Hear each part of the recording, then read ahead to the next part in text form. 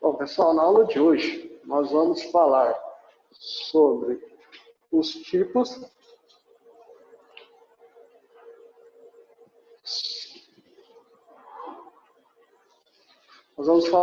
as principais classes de medicamentos e os tipos de medicamentos que nós temos, tá? Vamos lá.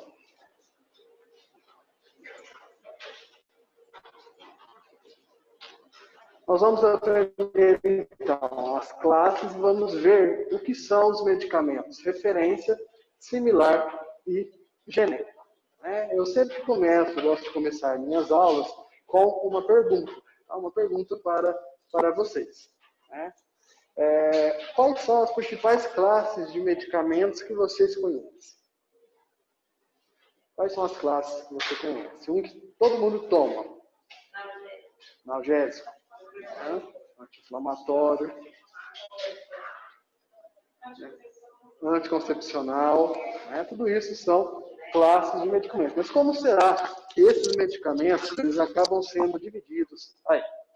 Como que a gente organiza a classificação dos medicamentos? Por que aqui uma dipirona é analgésica, é antitérmico, paracetamol também é antitérmico, também é analgésico, diclofenaco, Como que foi, se são moléculas totalmente diferentes, como que eles foram agrupados? É o que nós vamos ver ali. Nós temos a classificação dos fármacos sobre diferentes formas.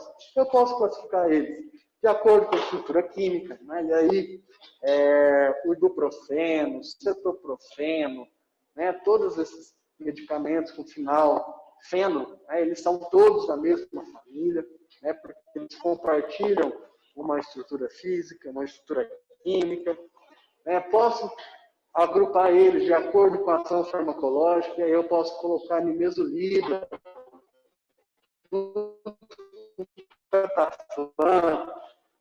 diclofenaco, tudo no mesmo grupo, ação sobre os sintomas fisiológicos, e eu posso classificar eles como fármacos ou profármacos. Fármacos são os medicamentos que já vão fazer efeito.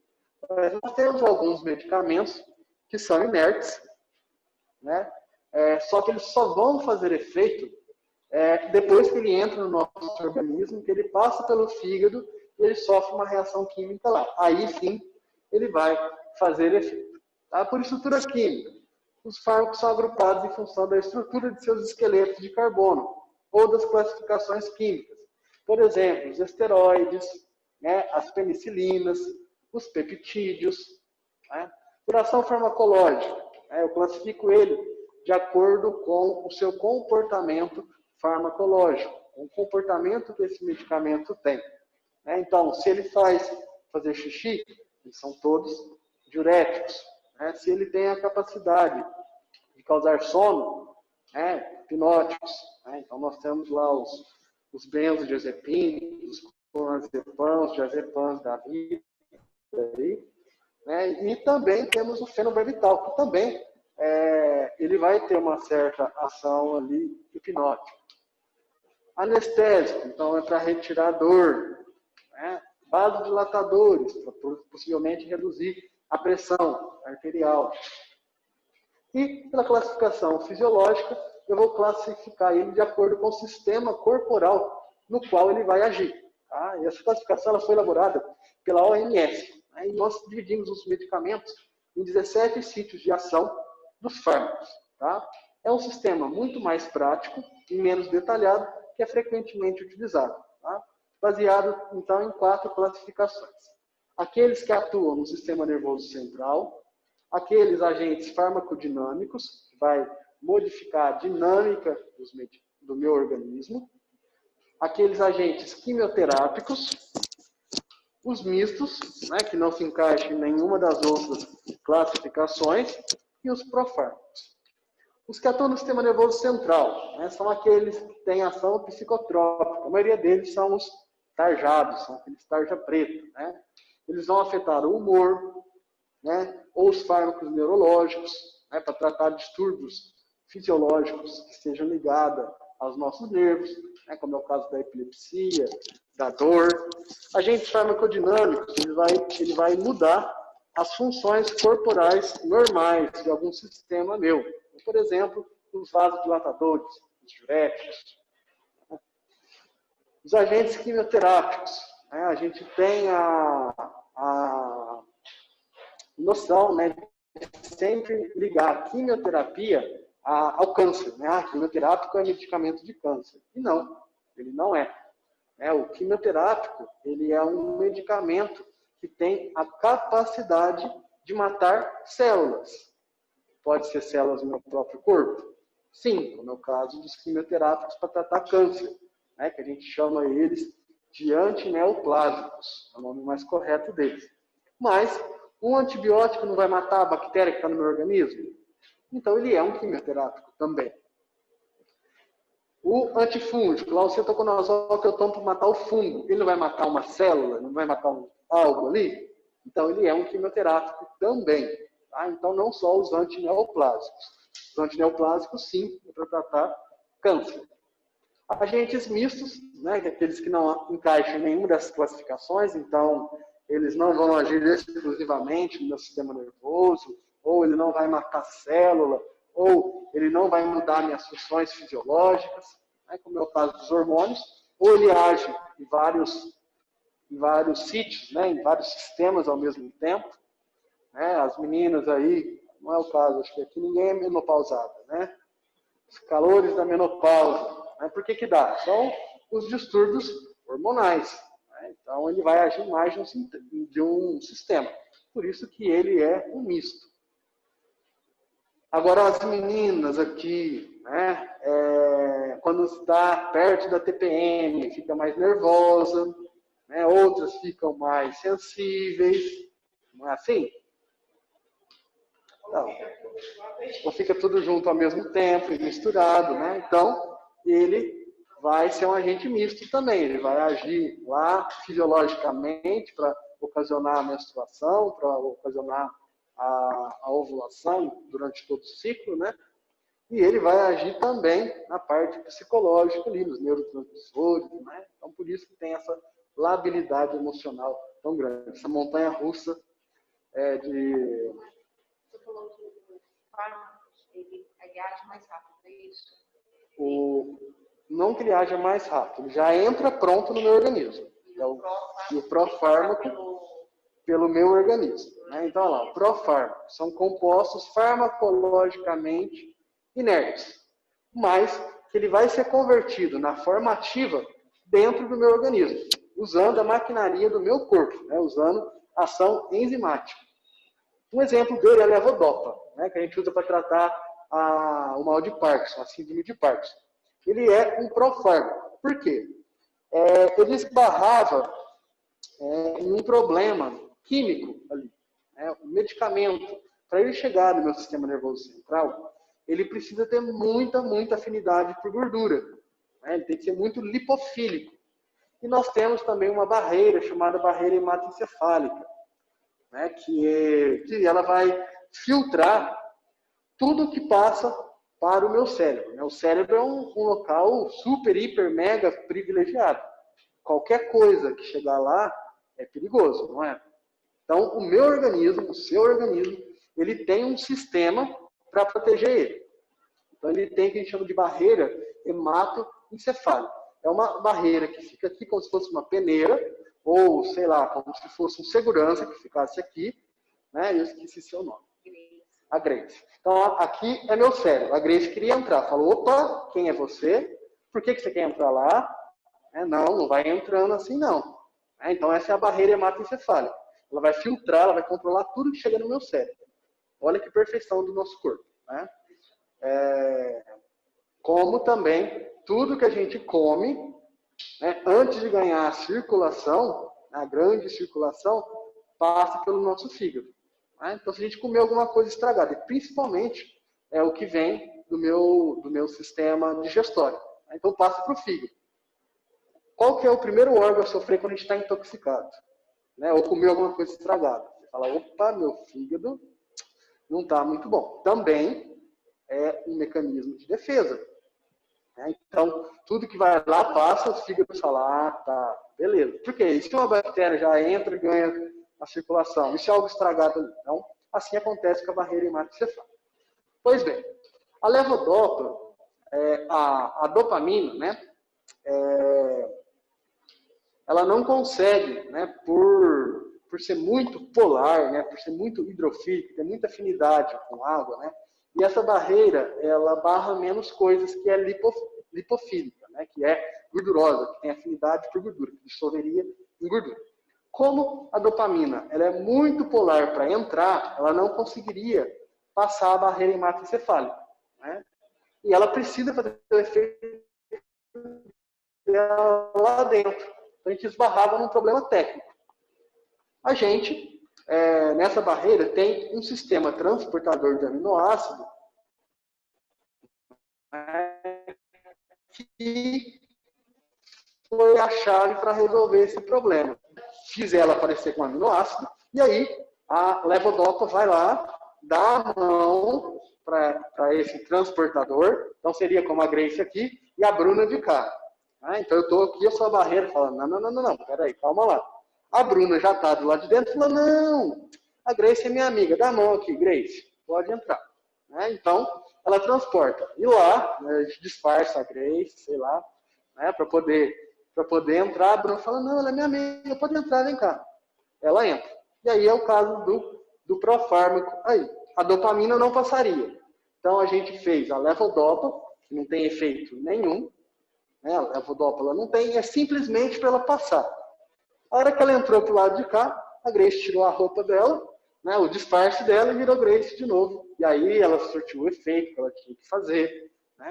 Então, olha lá, quando a levodopa consegue entrar no cérebro, ela é descarboxilada, então tem uma reação química, e aí a levodopa se transforma na dopamina e faz o efeito.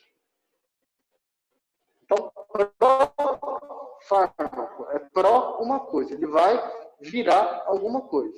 Ele não é ainda, mas dentro do complexo essa explicação, mas eu tentei fazer da forma mais simples. Conseguiu entender? Como pró-fármaco.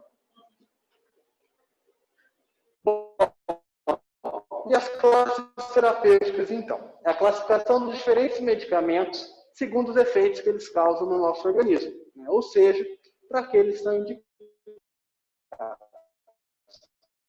Que é o que vocês falaram no começo da aula. Então, antidepressivos, né? Anticonvulsivantes, tá? Várias condições. E os hipocolesterolêmicos não são os piores de falar. Né? Nós temos ainda os hipotriglicerides. Eita, Tá? Hipocolesterolêmicos ainda é fácil. Né? Não precisa falar hipotriglicérides, que é para diminuir os triglicérides. Bom, e aí a partir desse momento nós vamos falar sobre algumas classes de medicamentos. A primeira delas são os citostáticos. Né? Cito vem de célula.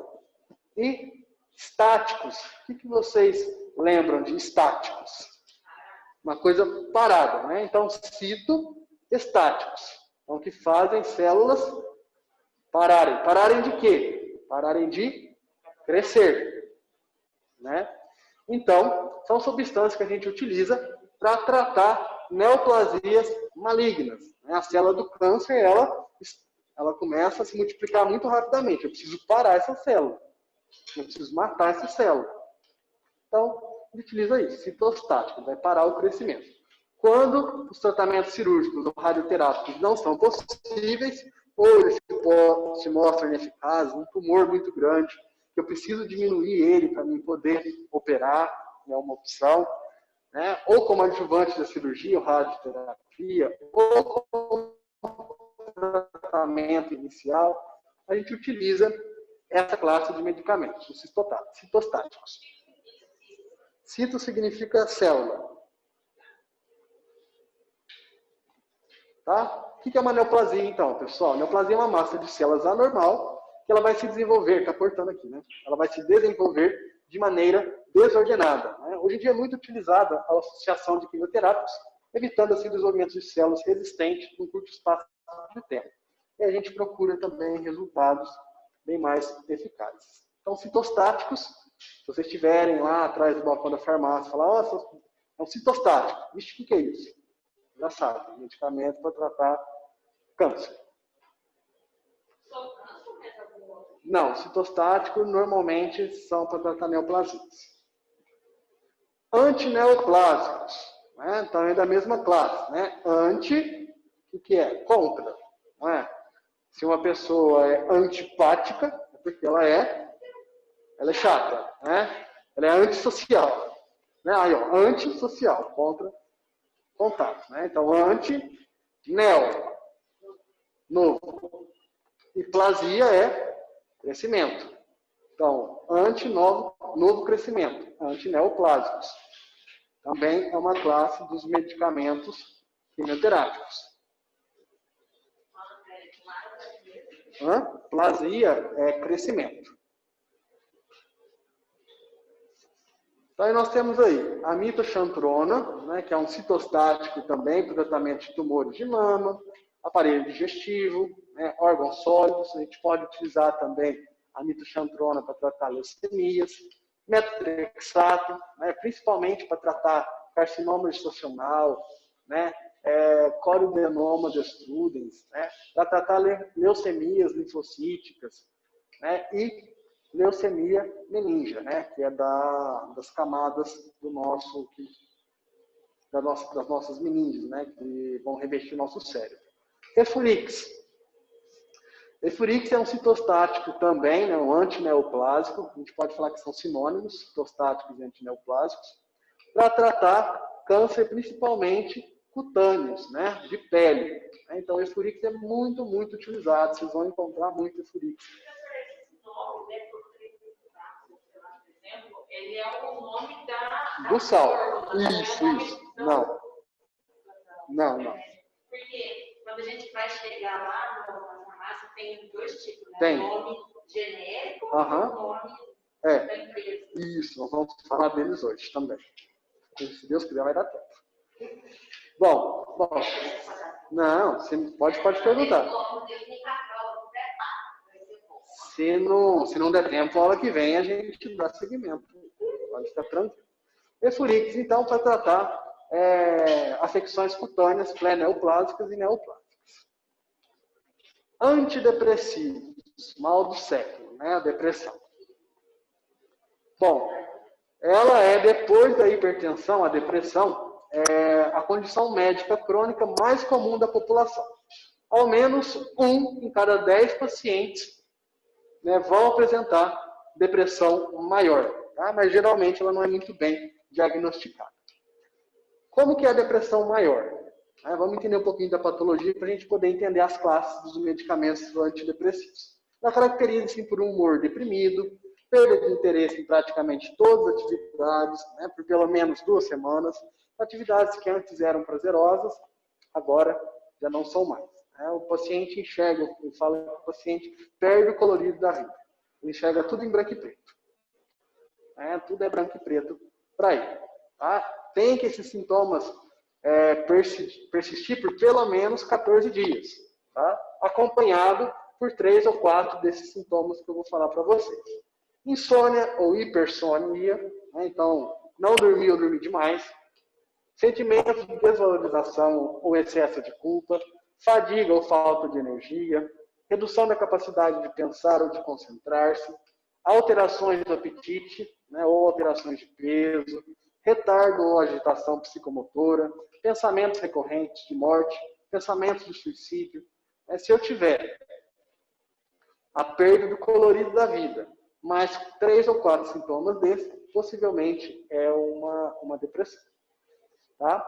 E aí nós temos várias classes de antidepressivos que vão agir em diferentes locais. O primeiro deles são os antidepressivos tricíclicos. Uma das classes aí dos antidepressivos. A imipramina, a clomiframina, a amitriptilina, a nortriptilina, todos esses são antidepressivos tricíclicos. Mas eu acho que não vai ter aqui. É a primeira escolha, normalmente, a escolha de menor custo também para tratamento de depressões. Tá? Então, geralmente, o médico o médico lá do NGA, ele vai passar um medicamento desse, porque ele é da rede. Tá? Então, possivelmente, ele vai dar uma amitriptilina ou uma nortriptilina, tá? Muito utilizado. Os heterocíclicos. Deixa eu falar por quê. Né? Ele chama tricíclico, porque na estrutura química dele, ele tem 3 cadeias carbônicas. Né? Então, ele tem como se fosse 3 ciclos aqui. A molécula dele é bem grande. Né? E tem 3 anéis ali de carbono. Bom? Então, por isso que ele chama tricíclico. Heterocíclicos. Né? Então, eles têm não só 3. Tem uns que tem 2, outros tem 4. Tá? A trazodona, que é o Donarém. A bupropiona, que é o BUP. Tá? Muito utilizado também. Eu vejo isso muito na clínica particular. Tá? Então, particular, geralmente, se vocês trabalharem na farmácia, vocês vão vender muito BUP. Tá? BUP. Né? Nesse caso, você está passando como se fosse, tipo assim, de nível de depressão? Não, é nível de escolha, né? É primeira escolha, segunda escolha. Por quê? Esses medicamentos, os tricíclicos, foram os primeiros que saíram, são bem antigos, muito bem consolidados, né? Então eles têm um custo relativamente baixo, por isso é a primeira escolha dos médicos na rede pública. Pode tentar os outros. Tá? Mas lembrando que a depressão, a gente não toma um medicamento e logo já faz efeito.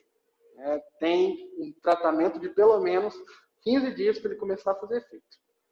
Então, às vezes, vocês podem encontrar isso no dia a dia de vocês. Está trabalhando na farmácia, a pessoa fala assim, eu estou com depressão, tá, vai lá, compra um remédio. Passa uma semana, ela volta lá e fala, parece que o remédio não está fazendo efeito, tudo. Não, é assim mesmo, demora. Então, se vocês estiverem trabalhando, o paciente perguntar, fala, mas não está fazendo. Você já explica na hora que vai vender. Fala, o tratamento, para você começar a sentir os efeitos, vão pelo menos 15 dias. Antes dos 15 dias não costuma aparecer.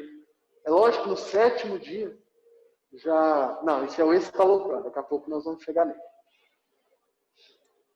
Os inibidores, então, seletivos de recaptação de serotonina, porque a serotonina está ligada também. Né? São a fluoxetina, a fluvoxamina, né? O citalopram, o escitalopram, tá? A sertralina, a paroxetina. Paroxetina e sertralina também é muito utilizado. O escitalopram também entra aqui na parte do tratamento de depressão. Tá? O citalopram e o escitalopram. Sim, também. Porque ele vai interagir lá no nosso cérebro, né? Varia deles. Não digo que ele daria sono, mas alguns deles vão interferir na nossa capacidade de atenção. Então, também, certo. Sim, porque a ansiedade e a depressão andam juntos, né? Tá? Inibidores da monoamino-oxidase, né, que é uma enzima. A depressão ela também está muito ligada à serotonina, que é o neurotransmissor que a gente tem no cérebro. Então, já se comprovou cientificamente que o paciente depressivo ele tem uma redução da quantidade de dopamina lá no neurônio dele. E aí, eu posso utilizar a serotonina que vai bloquear a recaptação dela. Eu aumento ali. Eu posso inibir a enzima que degrada essa serotonina, né, que é essa monoaminoxidase, né, que é a feneuzina, a isocarboxazida, a tranilcipromida, né, a clobemida, que é o Aurorix. A Aurorix também a gente vende bastante. Certo? Então, a ansiedade e depressão também anda muito próximo. Às vezes a gente vai encontrar esses medicamentos para tratar a ansiedade também. O seu você usou como ansiolítico, você mostrou? Não, é porque tem uma pessoa que toma. E ela é ansiosa? É porque anda junto. Hipnóticos. Depressão, ansiedade? Não, elas andam juntas. Geralmente a pessoa ansiosa, né, ela vai... E aí a depressiva lenta. Putz, De vez em quando eu não tá falando. Eu tomo, de vez em quando. Daí já tem casa. Já está até em casa. De vez em quando eu tenho alguns Sim. sonhos. Sim. Mas o medicamento voltado para o sono é esse daqui, hipnótico. Os hipnóticos sedativos. Eu estava tomando um, você vai falar daqui a pouco, Vamos. dor, que também dá sono pra caramba. Sim, geralmente os relaxantes musculares dão sono. Hipnótico e sedativo, pessoal, é um grupo bastante prescrito no mundo, né? O medicamento um dos mais prescritos, e eles vão ter a capacidade de produzir sedação, né? Incentivar o sono. Né? Hipnose vem de sono. Atravessa essa barreira placentária, são detectáveis no leite. Então, uma mãe que está tomando um medicamento desse, está amamentando, o bebê está tomando também. Bom? E auxiliam também no tratamento de epilepsia. Bom? Eles são utilizados para alívio da ansiedade também, para insônia, para amnésia anterógrada, né? Então, amnésia, sedação e amnésia antes de procedimentos cirúrgicos. Né? Olha que desagradável. Imagine vocês, né, lembrarem como tirar a roupa de vocês, como foi o caminho do quarto até o centro cirúrgico, o que falaram, né? Então, por conta disso, eles utilizam esses medicamentos, os hipnóticos sedativos, para dar uma amnésia anterógrada. Então, você vai ter uma amnésia naquele período ali, para você não ficar traumatizado. Né? Imagina que triste a gente ver o que os médicos estão falando ali. Nossa. Né? Então, para tratamento... né? Para tratamento de epilepsia, né? Como componente de anestesia, para controlar estados de abstinência, né? E pacientes que fazem abuso de etanol, né? E outros hipnóticos sedativos, para relaxamento muscular, né? Ou distúrbios neuromusculares específicos. Né? Os benzodiazepínicos são muito utilizados por diazepams, diazepams da vida, para dar um relaxamento muscular também, em algumas condições.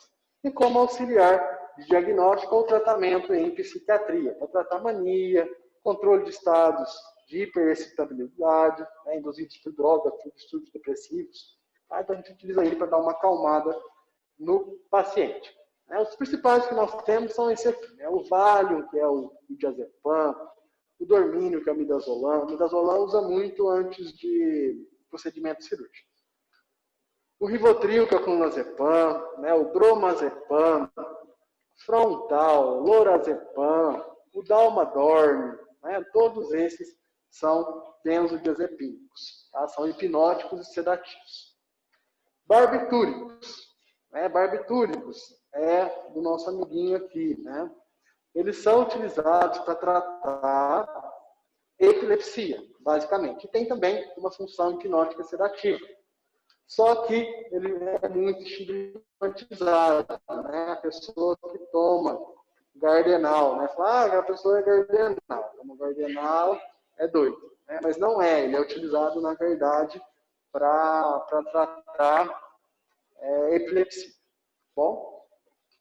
Nós temos lá o fenobarbital, que é o mesmo do Gardenal, e representando também os barbitúricos, o tilpental. Tá?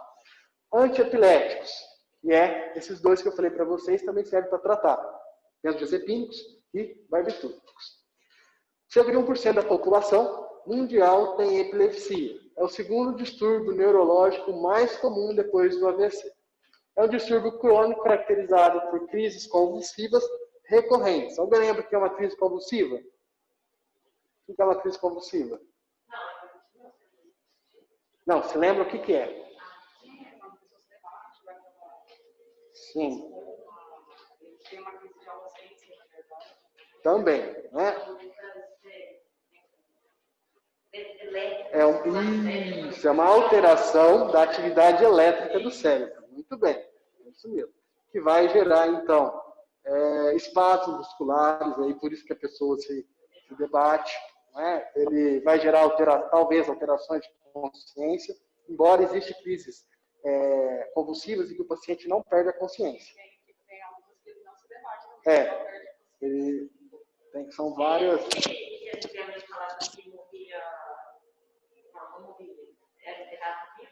Não, é uma outra doença que chama catalepsia. A pessoa, ela entra, todo o organismo dela no estado basal, então ela parece morta. Né? E aí vem a história do povo falar, não fala mal da pessoa, não, que ela virou lá no túmulo. Não é que ela virou. Né? Às vezes ela sofria de catalepsia, era enterrada, né? E aí, quando eles iam, né, utilizar o túmulo de novo, ia ver a pessoa estava mexida lá, né? Ela estava virada. Falava, porque falou mal da pessoa, a pessoa virou no túmulo. Não, hoje não.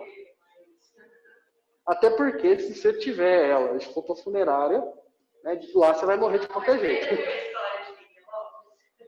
Do ladrão. De um ladrão que acho que era ladrão mesmo, estava no hospital, ele foi dado como morto, foi para a funerária, quando estava quase sepultando ele mexeu. Aí correram com ele no hospital, aí ele morreu no hospital pela segunda vez. Ele morreu 2 vezes. Mas agora...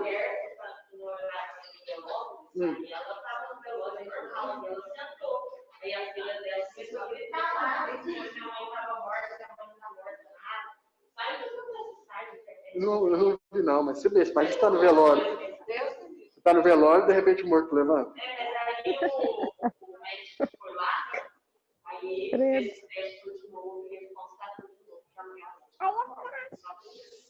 mas tem que falar, o médico sei. Mas mesmo assim é algo bem... Mas a catalepsia é muito incomum de acontecer agora, porque tem toda a preparação, né? Eles fazem aquela...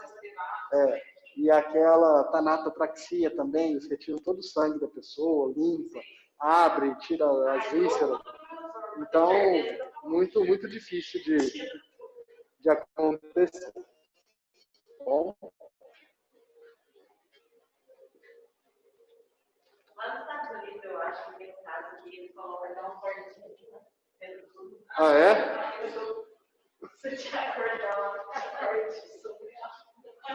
Imagina? Bom, gente, é um distúrbio crônico caracterizado por crises convulsivas recorrentes, né? Então, é ter convulsões seguidas, né, no intervalo de tempo.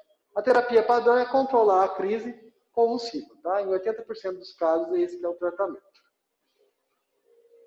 Quais são os principais medicamentos antiepiléticos? Ferritoína, que é a mais antiga droga, não sedativa, carbamazepina, os barbitúricos, né, como fenobarbital, o metarbital, a primodona, né, o mefbarbital, topiramato, os benzodiazepínicos, como o diazepam, lorazepam, clonazepam, valproato ou ácido valproico, também muito utilizado, tá, que é o tegretol. Essas são as principais drogas antiepiléticas. Tá? Topiramato, Depaquene e Depakote, né? Que são o valproato de sódio também. Antipsicóticos. Que? Nesse ou no anterior? Antipsicóticos.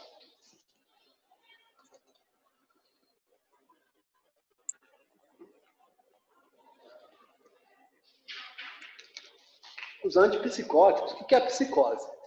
É uma atividade exacerbada do nosso cérebro. Né? É uma hiperexcitabilidade do cérebro, onde o indivíduo ele ouve coisas, ele vê coisas, né? Ele está hiperexcitado, né, com a atividade cerebral. Tá? Então, os antipsicóticos são aqueles sossega-leão. São caracterizados, então, por uma ação psicotrópica com efeito sedativo e psicomotor. Por isso, além de ser os medicamentos preferíveis no tratamento, então, sintomático das psicoses, a principal delas é a esquizofrenia, também é utilizado como anestésico em outros distúrbios psíquicos. Exemplo aí, a chlorpromazina, o haloperidol, a sulpirida, a levomipromazina, olanzapina, quetiapina e a risperidona. Tá? Risperidona também é utilizada para, que é o Concerta, né? Que é para criança hiperativa. Bom? TDAH. A hiperativa também eles usam a risperidona. Eritropoetina. Né? A eritropoetina, na verdade, é um hormônio, tá? Um hormônio glicoproteico, tá? Normalmente produzido pelos rins. Ele é empregado, então, no tratamento de anemia, em pacientes com insuficiência renal, né? Ou pacientes que fazem hemodiálise. Né? Então, é para aumentar o nível, ou manter o nível de glóbulos vermelhos. Tá? No tratamento de anemia em pacientes com câncer, fazendo quimioterapia, então eu posso utilizar a eritropoetina. No tratamento de anemias em pacientes pediátricos, né, que são infectados pelo HIV, e no tratamento de anemias em pacientes prematuros. Tá? Eu utilizo também a eritropoetina. Vocês podem encontrar aí no dia a dia de vocês, e ela é utilizada em linhas gerais para tratamento de anemia. Miorrelaxantes. Né? São medicamentos que vão permitir a redução da contração muscular, dos espasmos musculares, o que acaba causando dor aguda. Né? Então, aquela contração, aquela rigidez, né? Aqueles espasmos musculares são os que causam dor. Né? Eu vou e volto, viu, gente? É porque aí está em tabela, e eu fui fazendo. Tá? Eu falo mais coisas, porque é o livro ali. Sim. Bom, então ele vai reduzir os espasmos musculares causados pela dor aguda, o que acaba relaxando os músculos, facilitando o movimento e reduzindo então a dor. São os Miozan, Dorflex, Mioflex, né, que são aqueles medicamentos que são fórmulas, que normalmente tem um miorrelaxante, tem um anti-inflamatório, tem um analgésico. Ciclobenzaprina, o Cisax o miorrelaxante. O Cisax, o Musculari, né, também, todos eles são ciclobenzaprina, e aí eles são relaxantes musculares. Então eles podem ser utilizados em situações de tensão, dor muscular, nos casos de contraturas ou torcicolos. Então, olha lá, o Mioflex A, Tandrilax. Cafeína, né, que é um revigorante. Carisoprodol, que é o relaxante muscular. Diclofenaco, anti-inflamatório. E paracetamol, analgésico. Então, esses medicamentos aqui, Bezerol é a mesma coisa. Dolaminflex, o Torcilax é a mesma composição. Bezerol, Torcilax e Tandrilax são todos a mesma composição. Cafeína, carisoprodol, diclofenaco e paracetamol. Então, geralmente, ele é associado. Por isso que o relaxante muscular tira a tensão. A cafeína vai dar vigor para a gente. A cafeína também é muito utilizada em medicamento para gripe. Então, ela vai dar ânimo para a gente. Diclofenaco, para tirar a inflamação, e vai agir junto com o carisoprodol, relaxante muscular. E o paracetamol para tirar a dor. Então, relaxa o músculo, tira a inflamação, tira a dor, tô zero bala. Né? Ele vai agir nas principais queixas, né, do paciente com tensão muscular ali, com dor. Fármacos que atuam no sistema nervoso central. Né? Então, eles são, o primeiro deles, os anestésicos gerais. A gente vai encontrar esses fármacos no dia a dia da farmácia? Não vamos encontrar. Anestésico geral, a gente não encontra no dia a dia nosso. Tá? Nós temos dois grupos. Os agentes inalantes e os gases anestésicos. Agente inalante é o sevoflurano, o desflurano. Né? O sevoflurano é o mais utilizado. Bom, que são aqueles lá que a gente está... Acho que todo mundo aqui, quase todo mundo assiste CSI, assiste Dr. não sei o que lá, Dr. House, Grey's Anatomy, Chicago Med, né? E aí, né, a gente sempre vê lá, corre que o paciente precisa de cirúrgico. Aí fala assim, conta até 10. Aí o paciente fala 1, 2, 3, eles põem uma máscara, o paciente fala, e pronto, cara. São os gases inalatórios. Tá? É por isso, são aqueles gases, a gente não encontra eles em farmácia. Geralmente é o sevoflurano que a gente mais utiliza aí. Também adoro assistir essas séries, viu, gente?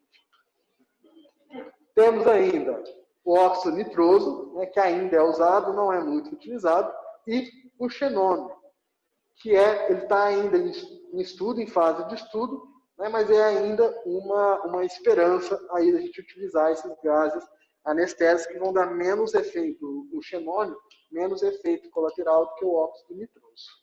Tá? Qual é a diferença de inalatório e gás anestésico? Bom. Porque você inalatório, você respira, gás você também respira? Sim, mas é porque inalatório, porque vai pela nossa via respiratória. E aqui gases é porque... Não é. Esse aqui não necessariamente ele está na forma física de gás. Né? Esse aqui já é um gás. Então, esse aqui eu tenho um balão nele, igual a gente tem balão de oxigênio. Tá? E o agente inalatório pode ser, por exemplo, gotas. Né? Ele pode ser um medicamento em gotas que eu coloco no aparelho e faço inalação. Entendeu? O da inalação, ele é um agente inalatório, por exemplo. Ele não é um anestésico, mas é um agente inalatório. Que eu não coloco laberotec, atrovente, eu nebulizo ele. Ele não é um gás. Agora, os gases inalatórios, sim. É um gás igual o oxigênio lá. Isso aí é aquele que quando a gente vai fazer isso, coloca na veia? Não, na veia é o endovenoso mesmo. Esse daí seria como se fosse uma inalação. Eu coloco as gotinhas lá e eu coloco a máscara ali. E eu não coloco o gás. Qual que é a vantagem desse daí? Ele entra muito fácil no nosso organismo e sai muito fácil. Para mim tirar o paciente do quadro, né,